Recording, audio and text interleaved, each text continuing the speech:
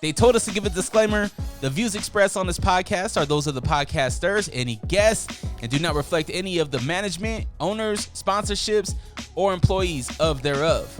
Pretty much, if you're soft, don't listen to this podcast.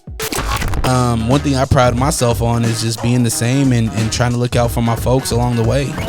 Like, even with all these, big things happening, like, you still mad humble, and you still, like, you have enough clout now where you could easily be like, I'm not fucking with this, I'm not fucking with that. Oh yeah, motherfuckers, it's on. Unrestricted Podcast listeners, thank you so much for clicking play. Because of you, those numbers are going up, up, and up. We're on our road to 1 million views on YouTube, and it's all because of you.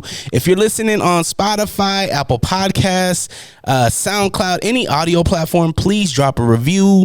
Let me know what you like. Let me know what you dislike. Maybe let me know about the people that are across from me. Let me know what you think about them as well. Today, I got a very special guest. I got a mother, a wife, a real estate investor, business strategist, and now author, Heidi McNulty, on the other side of me. And of course, her husband, Rob Eastman. I wasn't going to mention you though. You're kind of just, right. I know. You're the tripod holding the camera. I'll just play. How does that make you feel though? Like last time you were here, we were supporting your husband's book, and now here you are sitting in front of us as an author. Yeah. How does that make you feel? I think it's interesting the feelings that you go through when you write a book. I saw Rob go through this and thought it was interesting when it happened to him too, but you really kind of go through a moment of like questioning yourself of like, well, who am I to write a book? Like, I'm really happy with the product. I love how it turned out, but it's also just kind of surreal, and you're just like, okay, like I'm doing this, even though maybe some days you feel like, maybe you're not worthy of that, but it'll be great. And I'm really excited, and I hope everyone loves it. I hope it changes a lot of lives. I want to backtrack just a little bit. Are you a Utah born and raised? No. So I was born in Utah, but we moved to Sacramento, California when I was young. And so I grew up there and moved back when I was 19. Okay. So you missed all your high school years and everything, weren't here in Utah. Correct. And then you had your first child when? At 19. And then I got married about 6 months later. And I was married for 15 and a half years. And then my husband killed himself in front of me and my 3 kids. So a lot going on between 19 and then obviously when your husband left the earth. Yeah. This is the inspiration for your book. Some of it. So I actually started writing my book before my husband passed, and it was just going to be a book on financial literacy. I'm really passionate about youth understanding financial literacy, and I feel like that's something that really is missing from the education system. They're expecting parents to teach kids how to invest, how to save, how to budget, and the parents don't know how to do it themselves, so they can't teach it, and the schools aren't teaching it. So meanwhile, we have this society that has really poor financial hygiene, and we need to do something about it. And my parents lived paycheck to paycheck. We weren't wealthy by any means. My parents definitely spent more than they made. And I think that's a very common problem. And for me, I grew up and I was determined to not live like that. Like, I did not want that financial stress. And I started to realize how much financial stress wears on things. It wears on marriages. It's the number one cause of divorce. It's a huge cause of spousal abuse and child abuse. And a lot of negative things come from poor financial hygiene and financial stress. And so my big dream is to get this book and some curriculum in all the schools across the nation so that kids learn about credit scores, kids learn how to budget and spend half of what they make so that they can invest the rest and live a healthy, strong financial life. Man, I think that's needed. It's a weird world right now too, though, because I feel like even the people that do have financial literacy, that are educated in finances, I feel like even they have a hard time at it right now in the world that we live in. Especially, I mean, you come from the real estate, way of life, and I feel like even right now to try to get a house, even though you can afford it, 10 years ago, it's really tough right now. Yeah. Yeah, it's definitely, I think, right now is always going to be a struggle, especially in real estate. It's a down market, and down markets are always tough. But down markets are, happen once every 10, 20 years. And so the key is to taking advantage of things during the good times so that during the bad times, you're not in that position. Had people bought houses 5 years ago, then they'd have a ton of equity in their house and they wouldn't care what the interest rates are because they'd be locked in at 2%. So how do we know that though?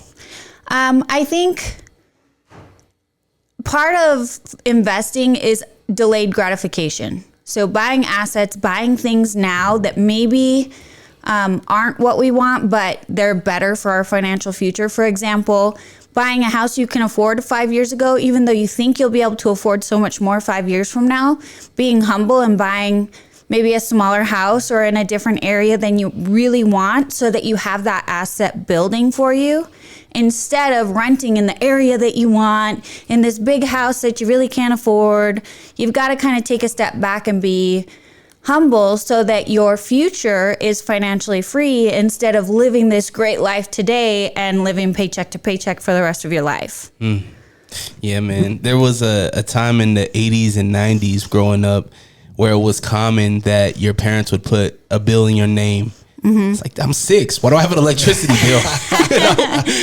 How as a parent, how can I help my kids, I guess, build credit before, I don't even know if it's before they have the chance to work or whatever, but how, as a parent, how can I better my kids in their, that's a great question. And it's in the book. So the first thing you can do is you can pay your children through your company. And then it becomes tax-free income. It goes to the child. What you do with it once it goes to the child is up to you. That amount goes up every year. I think right now it's somewhere around $13,500. And as long as you stay under that amount, it's not taxable to them and it's still an expense to you. So that's one way that wealthy people get, $13,000 per kid of tax-free income. So let's backtrack a little bit more. You said pay through your company. What if, are you encouraging people to start a business? Absolutely. You should definitely have your own company and, or if your work will allow you to be a 1099 employee. Obviously, there's rules and regulations around that, and you have to follow the rules. But if there's 1099 positions available, there's a lot more you can write off, like car payments or car lease payments. You can write off your insurance. You can write off your cell phone, all these expenses that pretty much everyone has, but they're paying tax on that money. See, you're smart. Did you go to school for this? I did. I went to, I got my bachelor's in business management and then I got my master's degree in accounting. See, that's why you know all this stuff like the back of your hand, which is why you created the book, right? Like, so you can spread this knowledge. Yeah. When does the book come out? It comes out March 14th. Title? Buying Time. Oh, that's interesting. So what inspired Buying Time? So originally I wanted to teach financial literacy. And then when my husband passed, I had retired at 35, 2 months before he passed away. And I realized through the healing process that by making the choices I made and being, financially well off, I was able to take the time to heal and not be stuck in this negative mind cycle or in the grief waves for years and years, like many widows are. Many widows end up having to go get 3 jobs. They don't have time to heal because they're just trying to survive paying the bills of a 2-income family on 1 income. And so for me, I really was able to take a step back and be extremely grateful for the work that I had done, the prior 16 years to get to a place where I could just heal and I could just buy myself time to heal and heal in a quick, in a much shorter time frame than I think most widows do. And then I was able to move on with my life in a healthy way because I had done the work and I had time to do the work. Because when you say buying time, right? Buy time, I instantly think about what people the saying, money can't buy you happiness, right? Right. But money can buy you time to heal, to find your happiness, right? Yeah, or time to do what you want to do instead of trading, dollars for hours. And I think, if you can make money while you're at the park with your kids or at the rock climbing gym with your kids and be making money, that's a way better way to live than not being able to spend time with your loved ones because you're working so hard trading dollars for hours. What did your late husband think about you creating this book at the time? He wasn't really, he had PTSD really bad, like extremely bad. And so he wasn't really involved much with my work or my real estate or anything. He was a stay-at-home dad, and really that was about all he could do. And so, I think he liked it and supported it, but like wasn't really much a part of it. What about the kids? What do your kids think about this? I think they are used to me kind of doing crazy things. So I think they're excited, but I'm excited for them to read it and learn. And hopefully I've already taught them the things that are in the book, but we'll see. Can we talk about the process of actually getting this accredited, I guess, getting the book? Because we go to books for a lot of knowledge, right? Mm-hmm. Whether if you're dealing with PTSD or something like that, you'll go to a book to help you with your PTSD. And then if you want something to help you with learning finances, you're going to go to your book, right? Mm-hmm. What's the process of getting this thing accredited and created, I guess? So I used a ghostwriter and a publisher. So they helped a lot with that process and getting it out there. So once it launches, there will be a lot of press releases and things, and they manage all of that for you. I think as far as, writing a book, you really don't have to have any accreditations to write books. Like everyone has their story, everyone has the lessons that they've learned, and they're all valuable, whether they're buy the book and accredited or just your personal story. And it's still, in my opinion, like it's still just as valuable. There's memoirs that like there's no accreditation, but that still teaches you a lot about life. Yeah. It's your life experience, right? And if you were successful in what you're talking about, obviously, if Emerald writes a cooking book, I'm going to look at it, man. Bam, Exactly, yeah. And I guess you could write about something you don't know anything about, but I don't think that's very normal. It's quite the process, and I don't think people would go out of their way to write about something they don't feel like an expert in. Yeah. I feel like that's the way education's going anyways. Kids are starting to specialize in things because math, English, science, all those things, they don't even want to do that. So they're going to go to the DATC or go specialize in one thing, and these books and mentoring people along the way. There's a lot to be done in that world. And she has found a way to make it super. I'm not a reader, and I spent the time reading it, and I was just like, why didn't they teach me this in junior high school? Like she makes it so easy, and for people that don't know it, it's this aha moment, like, dang it, I just wasted 46 years of my life. I could have been here. Yeah, it's really not that hard. It's just that I feel like it's only accessible to the people that are going to pay a lot of money to get that information. Going to college, getting a master's degree, that's expensive. And there's a lot of people that grow up paycheck to paycheck, and going to college is way beyond their dreams because they assume they can't even afford it, and it's not even an option. And so I think that's where like I'm really passionate about it being in public schools and taught to everyone, because I think it would definitely change the economics of America in general if we trained our youth like how to have good financial hygiene, and then see the trickle effect through the years of what that does to the economy. So the education route, you would want this to be taught, right? The knowledge that you have, you want to spread it. Is that something that you would want to do, is to go to these schools and actually showcase this? Yeah, I'd love to go to schools. And in Utah, actually about a year ago, they did implement a financial literacy class, which I just found out and I'm super excited about. So I'd love to go to those classes and teach the concepts that are in the book, and help these kids learn. Maybe if it isn't part of the curriculum, I need to do some homework and see what's in the curriculum, but I'd love to teach some of these concepts to young kids because they could do amazing things if they start young. How young? Because some of these kids, I don't know if I have the patience for these kids. Well, really, so things like the parents paying them. I think a lot of parents, even put savings or put money in 529 plans. What if your kid doesn't go to college? What's a 529 plan? It's a college savings account. It's kind of like a retirement account, but it's for college purposes.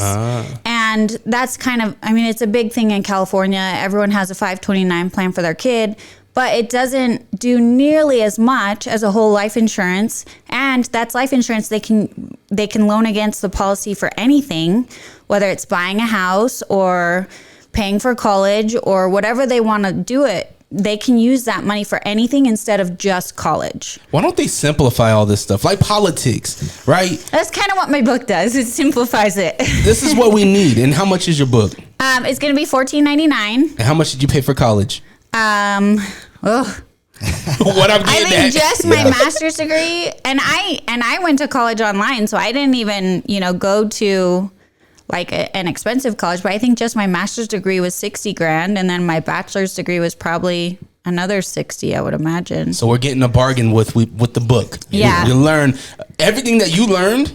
We're getting in this book for it's less than a meal for your family. I was just gonna say Wendy's number 9. Yeah, exactly.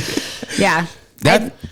There's a workbook that goes with it that I'm actually even more excited about because the workbook goes through some practices that you can do and really helps you implement what you learn in the book to your own personal finances and to your own life and to your own goals, and identify your goals because they're going to be different. Everyone has different goals. Some people want to retire young. Some people want to work and do something that they're passionate about their whole life. Other people want to travel. Other people want to settle down and have one parent be a stay-at-home mom. Everyone has different goals, and so it really lets you implement the strategies into your specific goals and identify what those are. And then after my husband passed, I added in some mental health into the book. I had realized I started working with a personal coach at about 30 because I became a millionaire and I still wasn't super happy. I thought, I'll be a millionaire and life will be great. And it just simply isn't true. Sure, I, could buy whatever I wanted, but it didn't change the way I felt inside about myself. It didn't change how I interacted with people. How did you feel? I still am pretty hard on myself, but I was way worse when I was younger.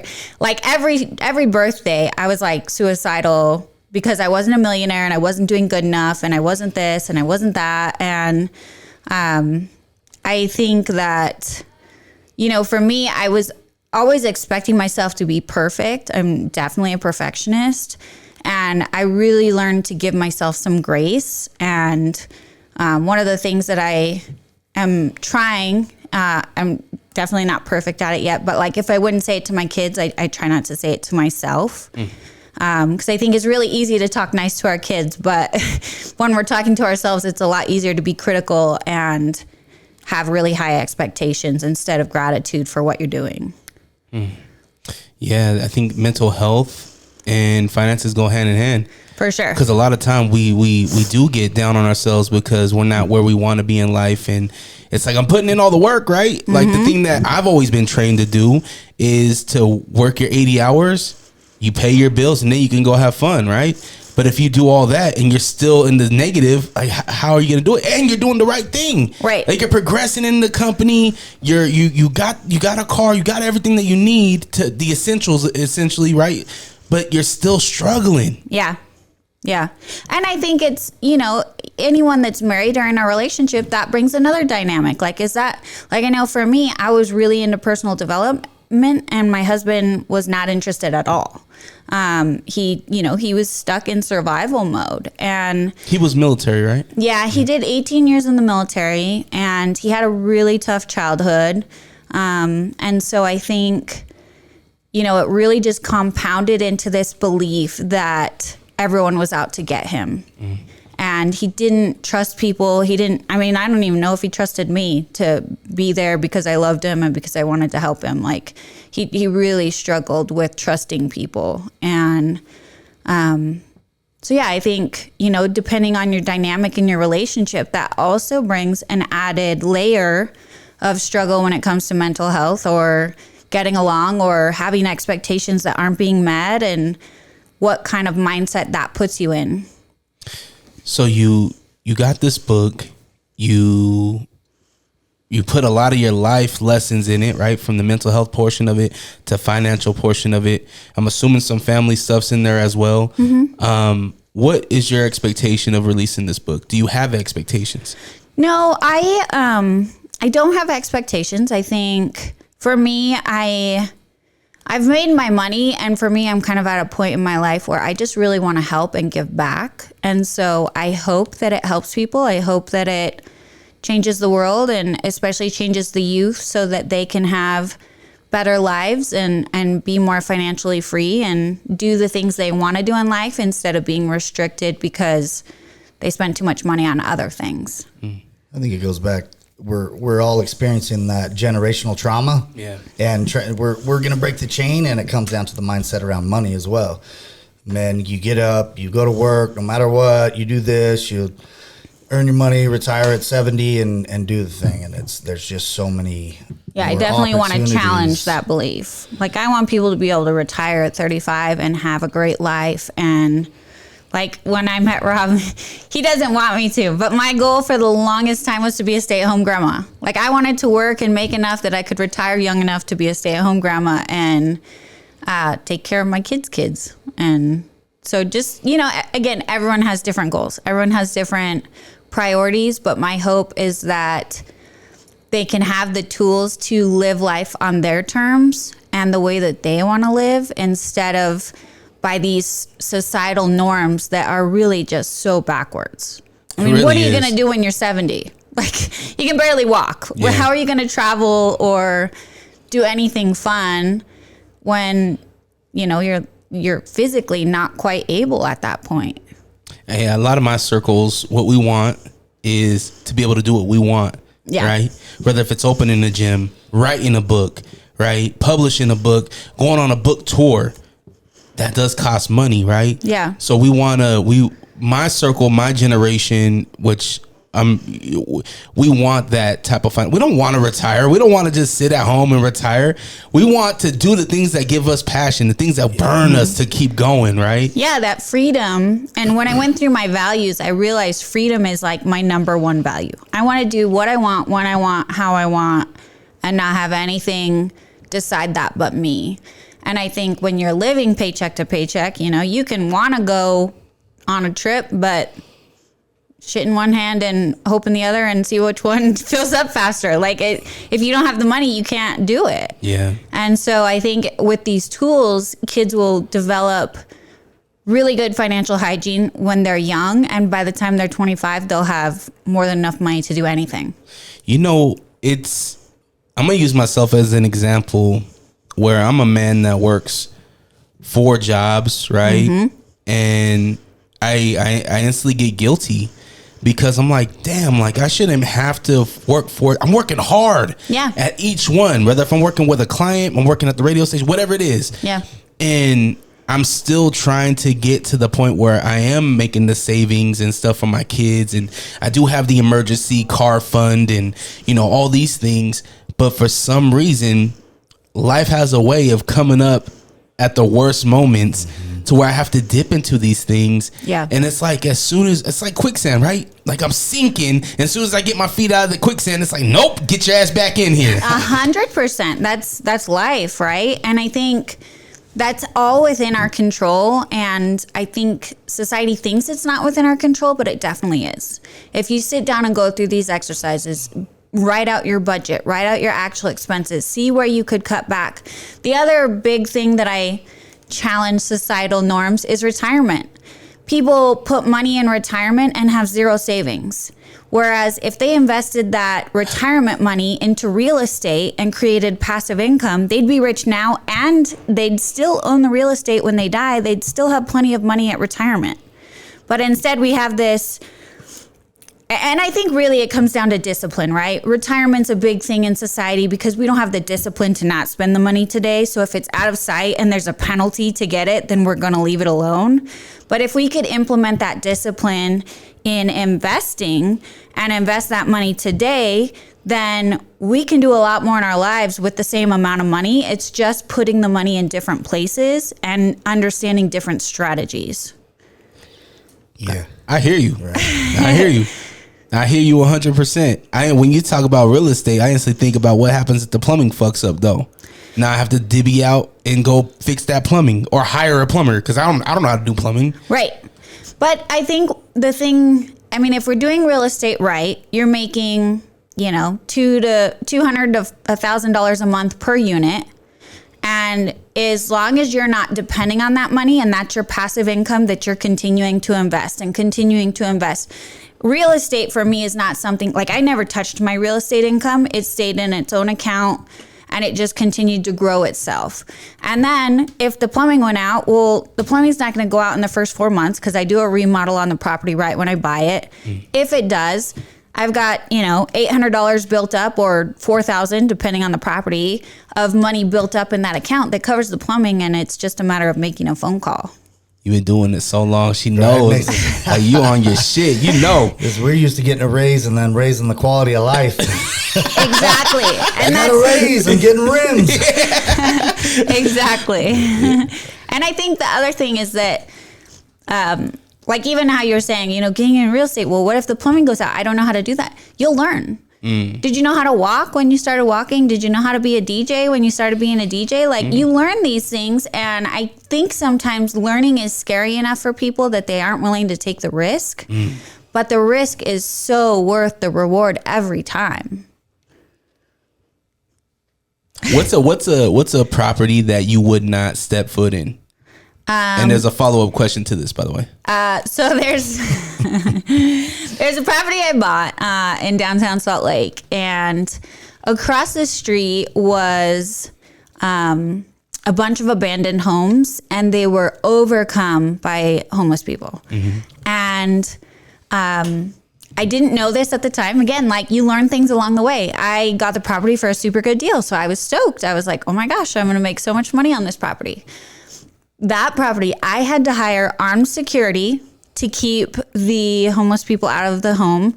When I didn't have armed security, they cut a hole in the side of the house to get into the house and cut through the bathroom, cut through tile to get into the house from the outside of the house, like cut through the siding. Another time they cut through the roof to get into the house. Like I don't even know where they're getting these tools, right? But like somehow they're getting saws Where and there's cutting a will, through. there's a way. Right? And then they were shitting in the ducts, like in the air ducts. Oh, that's a perfect place to shit. It was go seek. Yeah, exactly. every morning we went into that house. There was needles everywhere. It was horrific. Oof. It was a horrible house, and in hindsight I would never buy a house by where there's a collection of homeless people again, without knowing up front I'm gonna have armed security, because it was, and I spent $20,000 a month on armed security just to get this property remodeled because it was so bad. Did you get rid of this property, or do you still have it? No, I still have it. It's been remodeled. They tore down all the homes across the street, so now the homeless problem's a lot better. And the property does well. It stays rented all the time. It's been remodeled, so it looks really good. It's in very nice condition. They're going to build some apartments or townhomes across the street. And so it's kind of in that area where they're really building it up and making it nicer. Okay. So in the long run, it will be a great investment. But in the meantime, it was a pain in the butt. I can't wait for those people to buy that house, because they're going to listen to this podcast about there's shitty air ducts. No, we had to literally hire a company and pay hella money to get the air ducts cleaned. And some of them we had to just replace. Yeah. And it was so horrible. So the reason why I asked that is because I had a thought, obviously trying to get some passive income, right? Mm-hmm. And I was like, well, what's a cheaper way of buying land or property, in something that I feel like I can manage, right? And so I instantly thought about manufactured homes, thinking about like a double wide or something. Yeah. And I've seen the reason why I seen it is because I was on UtahRealEstate.com and I seen one that was remodeled, and I thought it was just like an Ivory home or something. Yeah, there's some really nice ones, and there's definitely a niche within real estate in modular homes. So I was looking at it, I was like, well, it's only $96,000. There's some that are 50. Exactly. Yeah. And so I'm like, damn, if I fix this up and I can put some, put some modest things in it, make it more modern, make it look really nice. I could probably flip it for maybe $230, maybe $190. Yeah. I think flipping them, you're really only going to be able to flip them if you're buying them at like 50 grand. But there's plenty of them available at that price. And you're 100% right. Like you can remodel it and sell it for 100 and 120 and you'd do great. I used the wrong word, not flip, rent out. Yeah. I'm a big advocate of rentals. Flips is, I think a lot of times people say, oh, it's easy, fast money. One, it's not easy. And two, it's not always fast, especially in a market like today. You'll have it on the market for 3 to 6 to 9 months to a year. So it's by no means fast money. I think that the other thing with flips is the second you stop flipping, you stop making money. Whereas with rentals, you make money as long as you own that property. And they're paying the mortgage, through rent. For example, you talked about the modular home. You buy it at 50 grand, you fix it up, you rent it for $1,500 a month. Your mortgage on that is going to be $300, $400. So it's, a very small mortgage for high amount of rent. Like there's a lot of profit to be had there. And the thing is, you don't have to do anything other than answer phone calls. And really, you don't even have to do that. You can hire a property manager and you do nothing but collect the money for the rest of your life. Let's start a mobile home park. I've got some friends that's all they do. Yeah, I was going to say, I have some friends that are really into the modular home. It's 25 units, Yeah. Nice with a nice little yard. Yeah. There's plenty of ways to get in real estate, passive or active. And real estate is a great way to build wealth. I just feel like everybody's turning into a real estate agent, though. I look on my timeline. Yeah, like, and a real estate agent. Come on down, man. We're in Magna. We got this. Yeah, real estate agent is very different. That's very active. The second they stop advertising and getting clients to sell homes or working to sell the home, their income stops.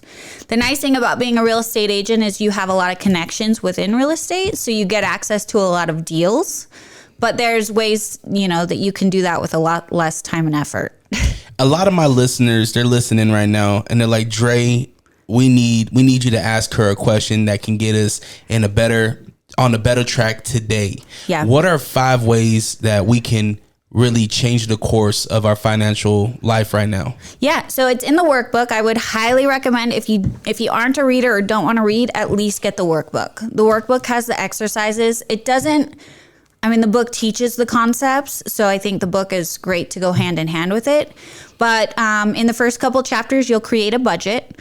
And the way that I recommend doing budgets is first do it off the top of your head. What are all your bills? Write out all your bills, write out what you spend money on. And there's a budget worksheet in there that you can use. You could really use any online. Just Google budget and there's a million that'll pull up. But it'll break out all of your expenses, whether it be rent or a mortgage or insurance, car bill, phone bill, any memberships you have, your TV subscriptions, your fast food, how much you think you spend on fast food a month, and break out all your expenses and then write out what you make and figure out what the difference is.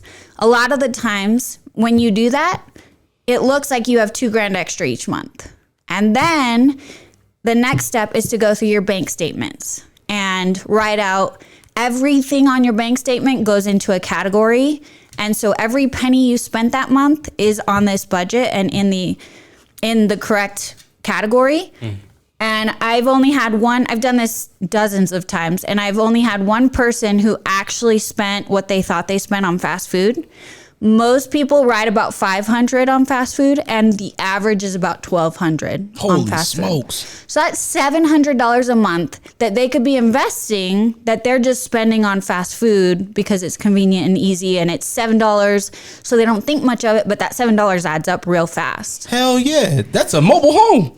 100%. And so that's the first step that I do with people, because people think like, oh, I don't have money, I'm living paycheck to paycheck. Okay, well, let's see what you're spending your money on, because I guarantee we could free up some money. And even if it's $100 a month, that's still $100 a month that could be growing for you passively, rather than going to fast food and making you overweight and causing other issues in your life. Yeah. Damn. Okay, so create a budget, go through that, and then really, really get nitpicky with this whole thing. Mm-hmm. Let me guess. You found balancing your checkbook fun, huh? Back in the day. Checkbook Fridays. I was going to say, I'm a spreadsheet nerd, so I have like spreadsheets for spreadsheets. And yes, I find joy in working with numbers.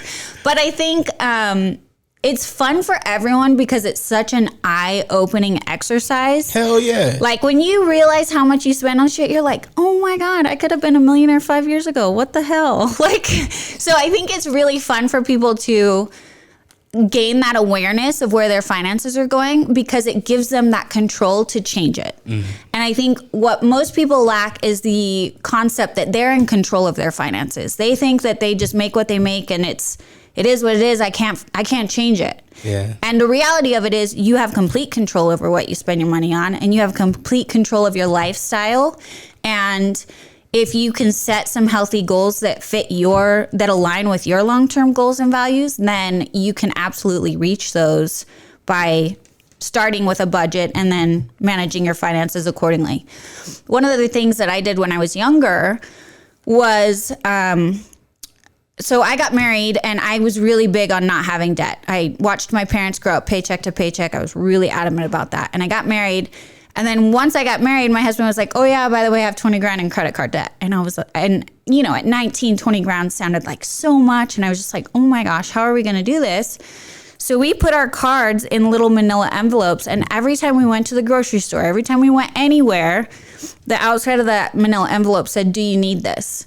And if I didn't need it, I would put it back. And then however much that was, say it was $10 or $15, I would immediately put that $10 to $15 towards his credit card. And it got to a point where we were just putting $2,000 a month regularly towards his credit card. And so then we were at a point where we could put $2,000 at the beginning of the month and know that we could afford it.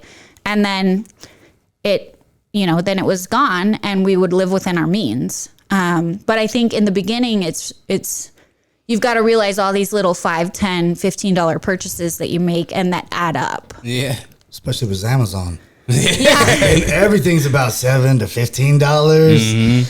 It adds up. Yeah, it adds up fast. And I think even having like an Amazon budget. So that was another thing we did, was like we had a fast food budget. And when we did it, my husband was a really good cook, so our budget was only $200, which really we only eat out like once a month, if that. Mm-hmm. And we would have $200 in a separate account, and that was our fast food account. And when it was out, it was out. We didn't spend any more money on fast food the rest of the month.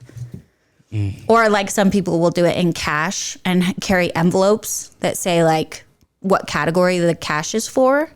I'm not a big advocate of cash because I don't feel like it's as easy to track. It takes a lot more work to track where you spent it. But yeah, I mean, if cash works for you, just make sure you're tracking it so you know where it goes. And then you can readjust where you're spending your money each month. See, Heidi is a saint, because to me, I'm like, cash, there's no trail. You know what I mean? You get me caught up on nothing. But it's hard if you're doing cash, because now you don't know where you might, but I doubt you're keeping your receipts and keeping a log of where your money is. Oh, you're right. I just look at the stack. Am I right? Yeah. I'm good. Yeah. Is the wallet bulging out? Do you think the model of debt to income ratio for credit cards and because we need debt to have a good credit score? Yeah, so there's good debt and there's bad debt. Good debt is debt that's paying for itself. I have several mortgages in my name that are showing on my credit as debt, but I have rental properties that are paying for themselves. So it's not debt that I have to cover personally, or debt that isn't making me money. Debt like car debt or credit card debt, that is not debt you want. That's debt that's not paying for itself. That's coming out of your pocket, and you have to cover that debt. But there's definitely good debt, that I think most people have this idea that either debt is good or debt is bad. And it's very black and white.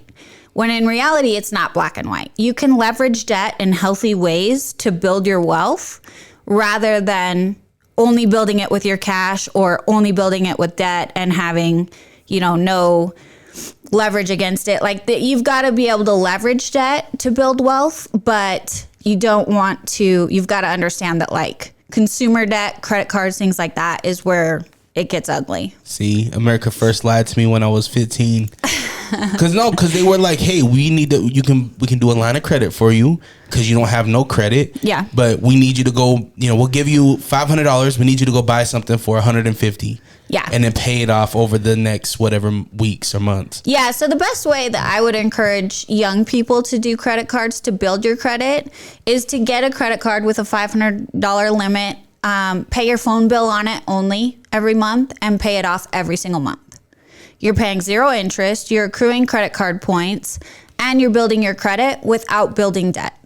But the key to that is automatically pay your phone bill on it, automatically set up the auto pay to pay it off every month, and throw the credit card away. Like, don't keep it on you and like, oh, I really want this, but I can't. Oh, I have this credit card. Like, that can't happen. So if you leave the credit card at home in a safe or keep it where it's not accessible, that's the best way to have credit cards. Now, your husband, he has a gym, right? Which deals with mental health and physical health as well. Yes. Are you tag teaming anything? Are you coming in to teach some people about this stuff? Yeah, so I'm helping on the mental health side, the Village Effect. I'm going to the gym, but I've never really been a gym rat, so that's definitely his thing. I seen you hitting the mitts. Yeah, I try, but I'm definitely not, I'm not good enough to be a coach or anything. Like, I'm still learning.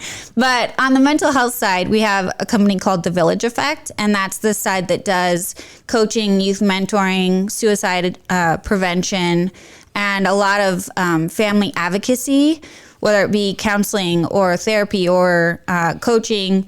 We have a parent workbook that we just created it. It's amazing. It helps parents go through some of the emotions and situations with their kids in a healthy way.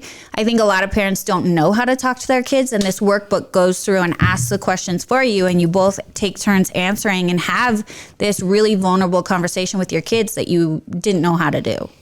Where can we get this workbook? Is it at the class? We have to go sign up? So we have memberships that you can sign up for that comes with coaching and the workbook. We also are going to sell the workbook on our website. It's not there yet. We're just on the final draft right now, but it's coming out amazing. Done next week. Yeah, super excited. It just teaches, a lot of people don't know how to discuss emotional vocabulary. Like, I'm mad.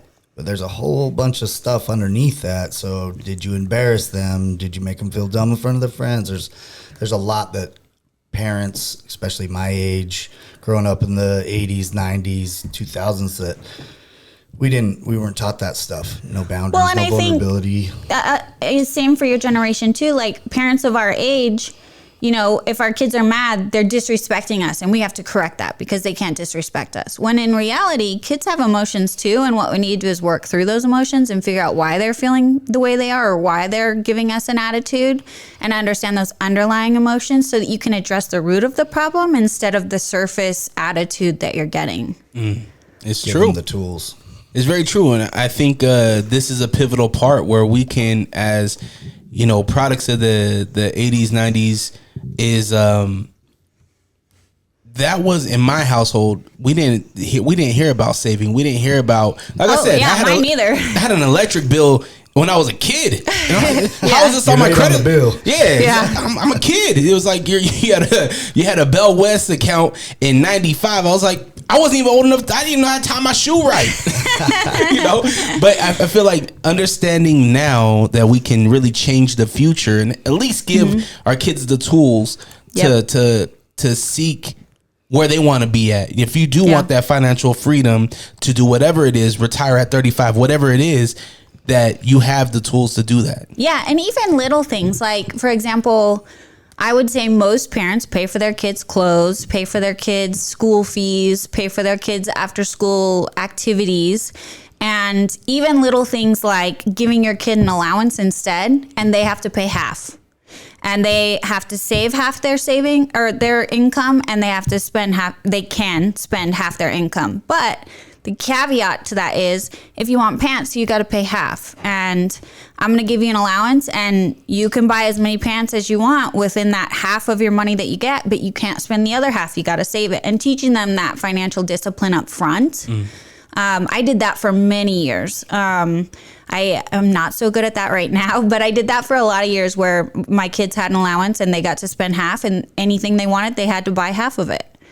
And I was still spending the same because I was giving them an allowance, and it didn't cost me any extra. It was just a different structure of getting those things that also taught my kids along the way. I love it. Do you plan on touring this book? Do you plan on going out of state? What do you want to do? I would love to go to schools across the country and talk in financial literacy classes and help, give the kids an outlet to learn and talk about finances in their home and how they are and what they want them to be. Because I think that's another thing, right, is you grow up in homes, and a lot of the times if your parents live paycheck to paycheck, you think that's the only way to live. And so I really want to open eyes for the youth that you can choose, and you 100% don't have to come from money to make money. I didn't come from money, and I, was determined to be a millionaire. And I think that's possible for anyone. Like, I'm not anything special or like some unicorn. It's possible for everyone. And the tools that I've used to get there are in my book, and anyone can do them. And I think for the opposite, those of us that came up and were given things but not taught how to get them ourselves, it causes a lot of problems, and they'll end up in my couch at the gym talking about life, trying to figure it out at 31 rather than 13. Yeah. So the tools are necessary. Yeah. Understanding the opportunity. You got the school plug. Yeah. Get her in there. Yeah, we will. We will. He missed the school talk. Yeah, I'm just getting back to all that stuff after writing my book and getting the gym open and Village Effect, and we've got married and opened 2 businesses, book launch, her book launch. She's got an app launching. coming out. Yeah, we kind of have a lot. All inside of 8 months. In 10 different directions, all happening at the same time. And my book comes out at the same time my app is launching, and we're also launching Village Effect. So it's there's a lot going on. What's the app called? Lumikin.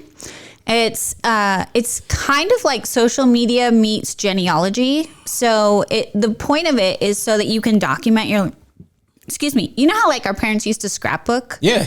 It's an electronic scrapbook essentially where you document your life, and that way, instead of for genealogy currently, there's a picture, there's the date they were born, there's the date they died, and that's about it. Right? Maybe the date they got married or something.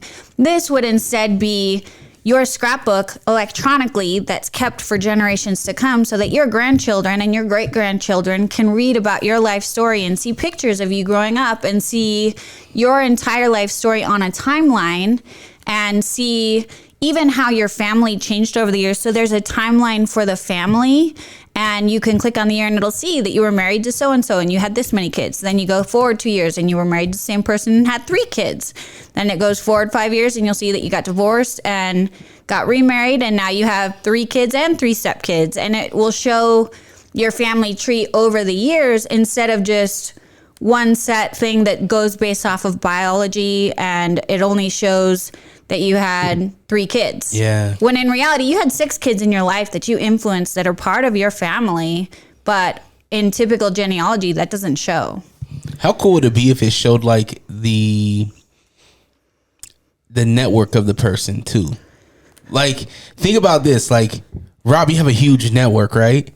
But let's say your grandson's grandson is hey, I wonder what, who and what, and you have a connection to somebody. And I don't know, I think it'd be cool if my kids knew that dad had a connection with, with you, and then maybe when your daughter's out of high school and they're, at a hotel or something, it's oh man, my dad knew your dad. Yeah. You know what I mean? It is, I don't know. So that's one of the features on the app is collaboration. So if Rob tags you in an event, it will be on his timeline, it will be on your timeline, and you can both add pictures to the album to where, like right now, if you tag me in a post, I can't add to it.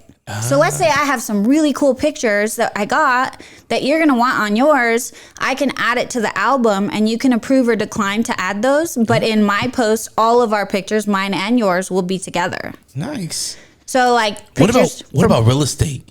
Can we add real estate to that? No, because here's my thing. I be driving down the road, right? And my dad be like, yeah, your aunt, whatever, used to own that building. And I'm like, let me fact check this real quick. I mean, you could add that in. It'd be like a picture and a post of like, hey, bought this building, sold this building. So you could definitely tie that in. There's questions. There's also guided questions. So it'll ask you about, there's a ton of questions, like 500 questions. And it'll ask you about your life. So you can do interviews each birthday.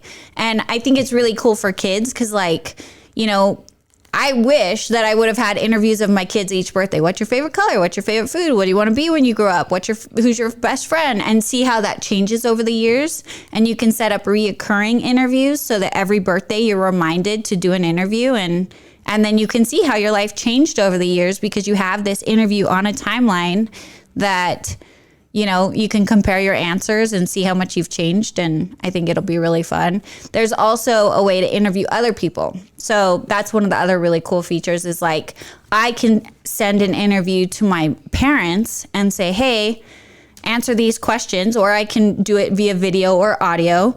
And then they can choose to respond via video, audio, or text with the answers to the questions. The goal with that is like, say your mom sang a song to you when you were little and it kind of became a thing in your family. Well, when your mom dies, do you have that on recording?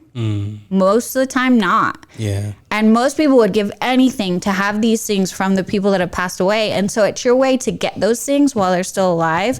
Hey, Mom, will you sing me that song you used to always sing me to bed? And have her sing it so that you have that forever. And your kids have that and your grandkids. And it carries on for generations instead of getting lost through the game of telephone that you're telling your kids this happened. Then your kids tell their kids it happened. And, next thing you know, the song is WAP instead of... How that goes.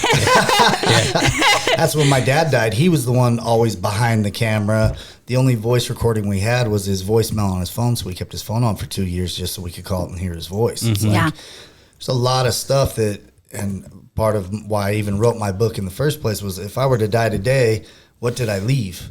And there's a lot of stuff. And then when we were talking, she has this thing, and I was like, my mom's got buckets of pictures, crepe paper, to-dos, and little handwritings. Which what happens when your mom dies? Everyone throws it away. And that's the problem with like scrapbooks, right? We all our parents made a million scrapbooks that are so cute, but then they just get thrown away. And then our kids don't get to see them, and our kids' kids don't get to see them. And so it's a way to keep that forever and make it electronic so that you'll have your scrapbooks forever. Man, my dad recently gave me a photo of me when I was like 4 years old or something like that. And I swear it had a coffee ring on the back of it. And I swear there was cocaine residue on the bottom of it too. I was like, the 80s was wild. It was a wild time. But I think that's a great idea for the app, and I'm excited to try it out. Yeah, I think it'll be really great. And like Rob was saying, like I have one voicemail from my husband, and that's like really the only. He didn't really want to be in videos or pictures, so I don't have a lot. And I think had we had this, we could have had a lot more. Yeah. Well, when you said interview, I instantly think about a time when I semi-interviewed my grandma. My grandma Swazo, she lives in Glendale. I'm half Mexican, so she's an old traditional Mexican woman. Okay. Still drinks tequila, 92 years old, smokes her Marlboro whites. Oh wow! Like she's the real deal. And I was sitting down with her. This was after my sister passed away, and we're in her living room and whatnot. And I'm like, Grandma, when did you move into this house? And she's telling me, she has all her wits. She's telling me, that's good. We moved here in the 60s, and this used to be a whole dirt road, and we had to add on to the house, and all this stuff. We didn't even have a mailbox. Yeah. Like these type of things. And it's like, how cool would it be to keep that? Yeah, to have that on video, and that way you have it forever. Because I don't know about you, I have a horrible memory. Like I might remember that interview with my grandparent for a year or so, but then after that, it's going to get pretty blurry, and then I'm not going to remember it, and then 5 years later, I'd be like, man, it'd be really cool if I knew these things. Like, and whereas you could go back and you would know them. It could trigger something too. I don't know if you guys are paranormal at all. Like, but what if there's something, or you hear something, or you see something? It's like, oh, Grandpa did say that he loved to mess around and he would leave a penny at the edge of the, and that's happening. It's like, oh, it is Grandpa, Totally. After my husband died, we had a medium come, and he told us all the ways that Rick would communicate with us. And one of them is that he would flicker the lights. And I shit you not, like, our lights flicker in the house all the time now, and they never used to flicker.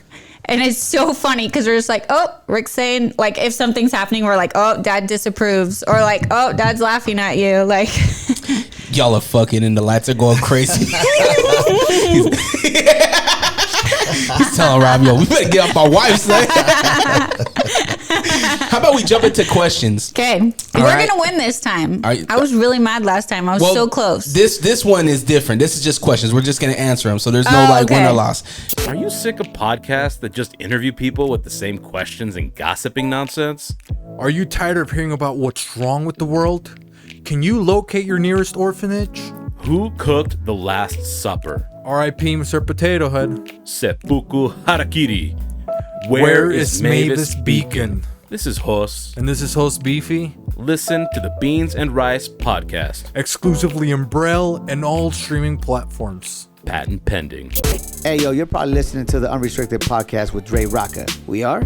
No, they are. Yeah, oh, right. Oh, wow. And I'm the real Ruby. You can catch me and Fonzie and the G Daddy Funk on Lake Talk 801 Podcast. Yeah, but I think you have to come in more smoother, more funnier. Like, yeah, they could catch us on the Lake Talk 801 podcast. Yeah, y'all can catch us on the Lake Talk 801. Yeah, and be like, and yeah, man, hey, and they could catch people like me, the real Ruby, and people like you, Fonzie, and people like him, G Daddy Funk, wow, on the Lake Talk 801. Who cares? What did he say? Huh? I didn't hear him. I don't know, but this probably should be the ad. Are these on? Catch a new episode every Monday on all streaming platforms. The Lake Talk 801. Tune in now. Questions is powered by the good folks over at A Bar Named Sue. You can catch live music, sports events, UFC pay-per-views at A Bar Named Sue, 3970 South Highland Drive. Or you can catch me March 9th for UFC 299. That's going to be a huge card. Yeah. I mean, you usually do, what, chicken wings and at your house? Yeah, we used to just have parties at our house, but lately we've been kind of wanting to go out for the UFC fights. Well, come on by. Yeah, we'll have to come. Do you play dominoes? Wait, you said it's March 9th? Yeah, it's a Saturday. We have a speaking thing that morning. We'll see if we can make it. All right, cool. Well, do you play dominoes? No. Have you ever played dominoes? I think I've played like once dominoes? In California. I'm going to teach you a game called dominoes. Okay. I bring them, Angel, my friend, you know Angel? Yeah. He calls me an old man because I'll bring my little domino set. It's fun. I love dominoes. So meet me there at A Bar Named Sue, 8136 South State Street, March 9th for UFC 299. Find out more at abarnamedSue.com. Now, first question comes in from Justin in West Valley City. Top condiment in your fridge at all times. That one condiment that you have to have in your fridge. Ooh. Do you keep condiments in your fridge? We do. I have 3 boys, so I would probably say ketchup. Okay. I don't eat a lot of ketchup, but my kids eat a lot of ketchup. Yeah. What would you say? Yeah, I don't ever use any. I was going to say get a protein shake. Yeah. I was going to say we really just drink the protein shakes and eat the chicken. Stick what's on the counter all the time. You don't buy ketchup. What do you do? Almond milk? Do you do oat milk for I do almond milk in my coffees. Okay. And then So I would say probably the almond milk or whatever you mix with. Is that a condiment? Yeah, I mean what's a condiment? Milk then. Oh, yeah, milk then. Yeah, I was thinking condiment is like sauces that you put on stuff. Well, to the common folk, you guys ain't common. I would say anything in the fridge. A condiment. I'm gonna have to Google fact check your definition. Well, for me, it's like a condiment is gonna enhance your meal, right? Okay. What's enhancing your powder? It's the milk that you put in or your coffee, right? Yeah. So I would say. Well, then I would definitely say coffee. Okay. I'm like a 5 coffees a day girl. In our refrigerator's milk, our boys knock it out. Yeah. Yeah, like 5 gallons a week. My baby girl, she's lactose intolerant, so I have to get like the fucking $12, $15 gallons. The expensive the milk. lactate silk. I'm like, oh my gosh, you a bougie girl already. She's only 3. I was just gonna say, how old is she? 3 years old. Watch out, Dad. Yeah, exactly. All right, Jackie in Sandy, Utah. What was the first album you ever bought? Mine was Rihanna. Which one? I don't know the name of the album. Do you remember a single off of it? Was it Umbrella? No. Hold on. Your first album you ever bought was Rihanna? Yeah, I'm not really like a music person. Well, I am now, but I wasn't before. I worked all the time. Like, I was constantly working. As a child? Like, you're in high school and there was no album? I don't think I ever bought CDs. I mean, my friends would like burn them for me, but I never bought them. Okay. Okay, in high school, I didn't buy it, but someone did burn the Usher CD for me, and I listened to that one like nonstop. My Way or Confessions? Confessions. Yep. Mine was Run DMC. Really? Yeah. Okay. Getting Gangster and Bountiful. I dig it. My first album I ever bought myself was Afro Man. Okay. It was this Afro Man CD. Are you familiar with Afro Man? Yeah. All right, I Code grew up in 45? California. So. Yeah, Palmdale. He's from Palmdale. Yeah. Shout out to my Palmdale Crips. All right. All right. Susie in Hell's Kitchen, New York. Kiss, marry, kill. All right. She switched it up. Usually it's F, marry, kill. I was gonna say I thought it was fuck, marry, kill. Yeah, that's what it was. But I don't know. Maybe she's modest. She's being PG. Yeah, exactly. Kiss, marry, kill. Aquaman, Black Panther, or Batman. Oh, I don't know if I can answer this in front of Rob. Batman, Aquaman, and Black Panther. Black Panther. Kill Aquaman. Like in real life, he's such a weirdo. Damn. You went deep. These are all fictional characters. Kiss, Batman, marry, Black Panther. There you go. Oh, hold on. You say kiss Batman? Yeah. All right. You could, yeah. Batman's a billionaire, but Black Panther got uranium, I got though. my own money. I don't need Batman's money. I don't need no man. I love it. What about you?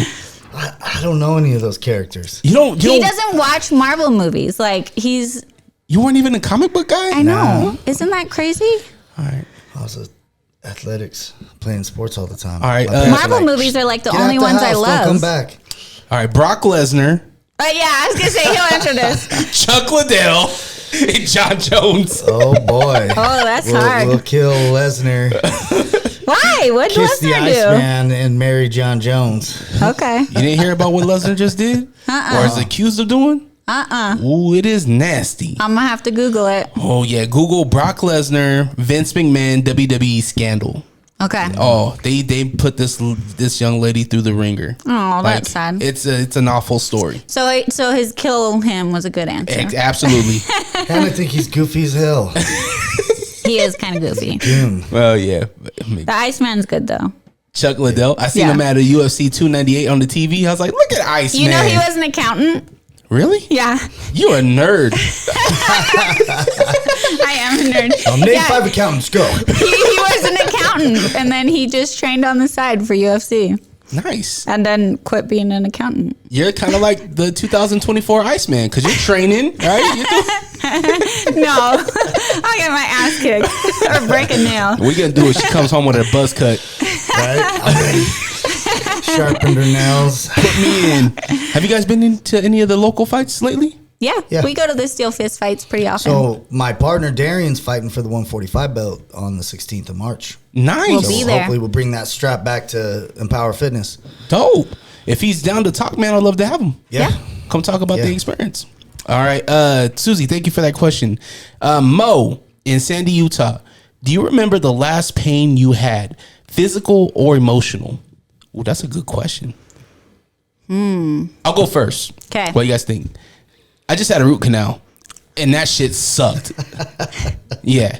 It didn't suck when he was doing it because... Did you get numbed? Yeah, he didn't. Oh, man. Salute to Dr. Keller in Abundant Healthcare, or Abundant Health. He numbed me up. And by the way, like back in the day, there was no numbing. Like I don't get numbed when I go to the dentist. Whoa, you're wild. I got all my 12 front teeth, got porcelain veneers, so they drill your teeth down, do root canals, and then put the veneers on. And normally, like like for cavities or whatever, it's like, 10 minutes of pain, you're fine. This was like 3 hours, and it was the one time that I didn't get numbed, and I was like, shit, I should have gotten numbed. Like, this is going on for a long time. So you were there during no numbing for the filing? I don't like the numbing. Yeah, I don't like the numbing. It's like, I don't know. Plus, the needle to numb your teeth hurts just as bad as just getting the cavity. Yeah, fuck that. It's like 12 inches long. They're like, we're almost there. I'd just rather them get the work done, and then I'm fine. Like, more nitrous. What's the upkeep on those things? Nothing. They're amazing. Really? I mean, obviously, you still have to brush your teeth, but like, they don't. They have a mouth guard you're supposed to wear, but I don't wear it.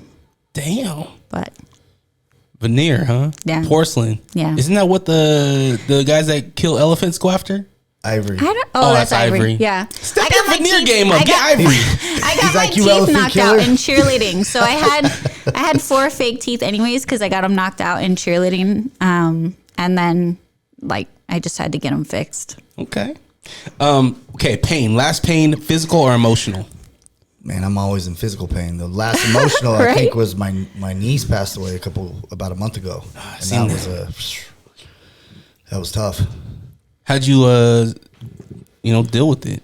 Man, working in the mental health field and addiction and having your own family member, it's like everybody knows it's hard to work with family or whatever, but sitting on the sidelines, not being able to do anything, and then getting that phone call, watching what it does to siblings and my family and really the community.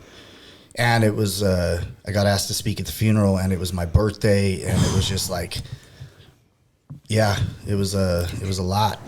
And that just, a lot of the times I go to a lot of funerals and work with a lot of kids and things like that, and when things like that happen, it just reminds me that I need to continue doing what I'm doing to help communities heal. And that one, I had to take a little breather for a minute.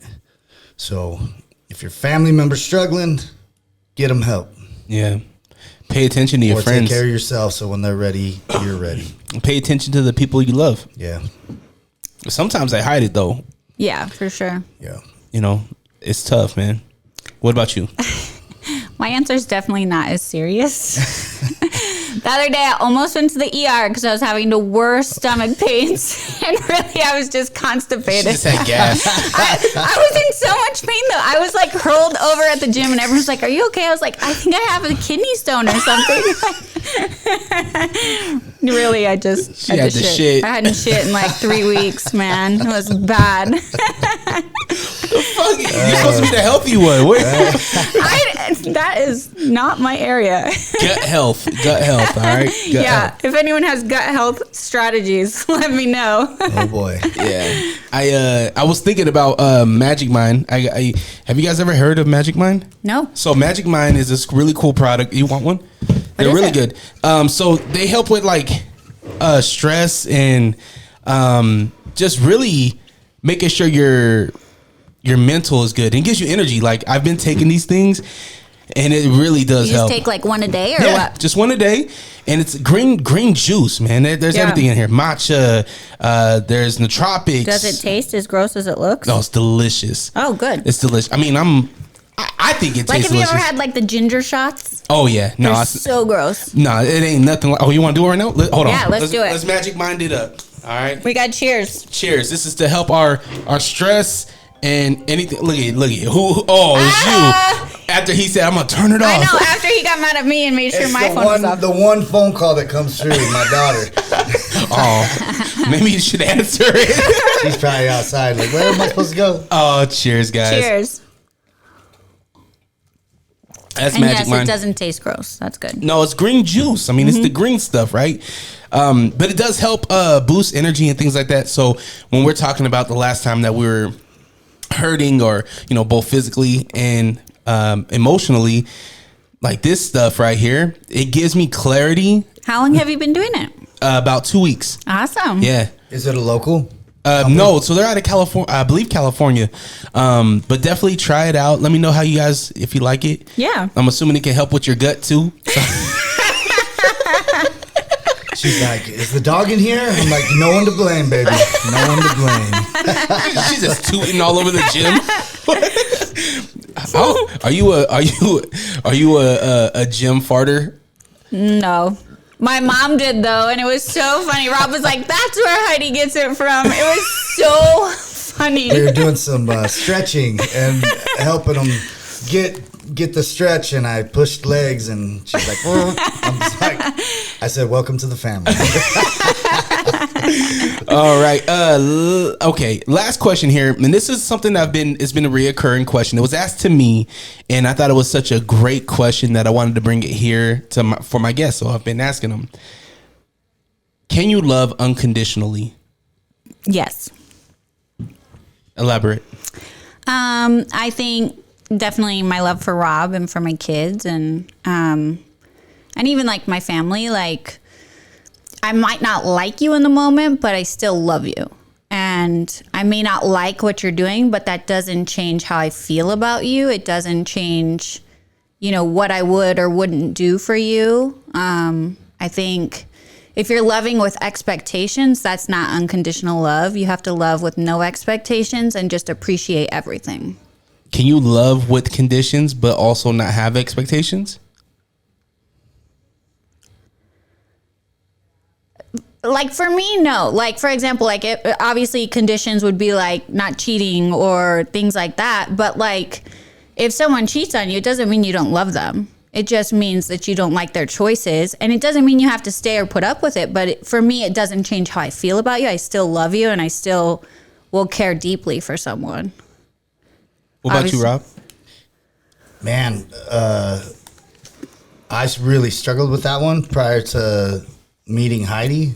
There's always been conditions, whether it was what I could provide, what I could do, where I stood in the community or whatever. And when I'd carry the weight and I'd need a soft time, landing. Soft landing wasn't there. And so I was like full on, like, I'm never committing to nothing. Check out the polyamory world, like whatever. And she's, and really her entire family, like they have this. Yeah. I don't know if I've ever, and I've been around a lot of people, I don't know if I've ever met anybody who they're just like, it's okay, we'll figure it out. Brothers, wives, everything. And it's like, holy shit. So they've really helped me, it was for my daughter before, but it's quickly become pretty simple to see that we don't got to be perfect in our house, and that we'll all figure still it out. Lovable. We love you. Yeah, families aren't perfect, right? We all go through our shit. We all have shit, and we live with our offspring that are totally different humans than us, right? Even though they might look like us, they might have our mannerisms, they might have the way we walk. They're totally different people. They have their own mindset. And when I think about that question, I think about my kids. I think about like, is there anything your kids could do that would make you stop loving them? Is there, right? If your kid was a Columbine or a Sandy Hook or a Jeffrey Dahmer, do you still love them through that? Yeah. Horrific What is your things? answer? I think as parents, we don't know until we're in that situation, right? We don't know how we'll handle those situations. I think for me, the answer is definitely yes. Like, I would still love them. Mom, I eat people. I would still love you. You don't have to agree with people's choices to love them. Oh, I don't know. What if your son ate your other son? I would be very sad. She'd be like, you deserved it. Wait, which son ate and which son got eaten? that right there is the key question. You know what I heard there? Heidi has a favorite. That's funny. I think the whole world has a favorite. I think as parents we do. We will. Most won't ever admit it. I tell my kids all the time. Oh, my oldest, you're my favorite because you're my first. My middle child, you're my favorite because you're most like me. And baby girl, you're my only girl. I love you the most because you're my only girl. Yeah. I say things like, you're my favorite daughter. And my oldest son's like, she's your only daughter. I'm like, I know. It's the political way of saying these things. Man, I really appreciate you guys coming through. Heidi, where can we get the book? When is it coming out? March 14th? March 14th on Amazon. And I'll get you the link so we can add it in. Perfect. Social media, websites? Just Heidi McNulty on Instagram. And then on Facebook, same. Just Heidi McNulty. I do have a website that is getting produced right now. It's HeidiMcNulty.co. And that has links to everything that I'm tied in. My book, my app, Village Effect. It's got it all on there. Do you coach people that want to get into the real estate? Yeah, I do. I don't advertise it a ton because for me, it's not like a business where I'm trying to make a bunch of money. It's more if people ask for help, I want to help them. Gotcha. So it's more people have approached me and I help them rather than, advertising it as a business and really blowing it up or anything. And Rob, Warrior in the Garden's out now? Yeah. It's been a journey. It's out. It went #1 in 4 countries and people from 80 years old to our 10-year-old My boy. 10-year-old's reading it right now, and he after the first 5 pages went up to Rob and was like, "I'm really sorry you had a mean kindergarten teacher." Yeah. Gave him a hug. Fuck and was that like, teacher. Yeah, right? It's so cute seeing because I've read it and I obviously really felt the same emotions. Like, man, I'm so sorry for this little kid. But it was really cute to see a 10-year-old reading the book and having those same emotional conversations. And you did everything a kid should do. You told him everything. Yeah. It's really I really appreciate you sharing your story, and you got to go read this book. Go get it. Amazon. I'm still waiting for the audio book. Yeah, they're it's working actually in on the it works right now. Yeah. I tried and I'm like, man, telling my story and then reading it with a prompter and emotions, like I had to give up and find It's a little too schooly for him. Yeah.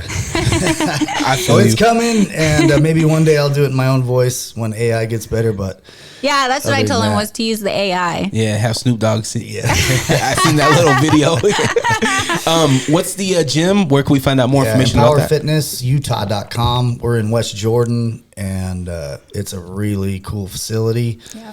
We've got CrossFit style workouts. We've got a full MMA area. We've got dance classes. It's real family oriented. We got adults working out with kids, like families at the same time. Yeah. So we try to make it easier, but everything mental health. Like your PR will come. The way he talks to you while you're working out is what I think. I've always hated going to the gym, like hated it. And I every now and then would work out in my basement gym and get in a routine and then lose my routine. He's really good at holding people accountable, but then also making it so fun and so positive.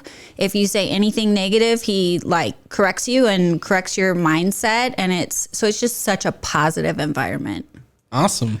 Well, go check them out. Make sure you get the book. Again, it is called Buying Time. Buying Time with Heidi McNulty. No plans on doing the Eastman thing, huh? No hyphenations? There's the only problem is I built a lot of my career under that name, and that's kind of who I am. But on the personal side, I go by Eastman. Yeah, there. Okay. I just haven't changed it legally. All right. What's maiden name? Mickelson. Nicholson? Mickelson. With an M? Mm-hmm. Mickelson. Yeah. Mickelson, McNulty, Eastman. Yeah. Jeez. Oh, and we got to add Panther in there because you married Black Panther. So I was going to say, don't remind him. You're going to get me in trouble. make sure you go and check out the full website if you want to buy a t-shirt, allrock.com, ALLRAWK. Follow me on Instagram at Drerawka, DRERAWKA. And if you want to support the channel, go, buy a t-shirt, share it. If you don't have the funds, share it. It's free to share. It's free to show love. Appreciate you guys for coming. Thank you. Always protect your light. Have the day you deserve. We're out. Peace.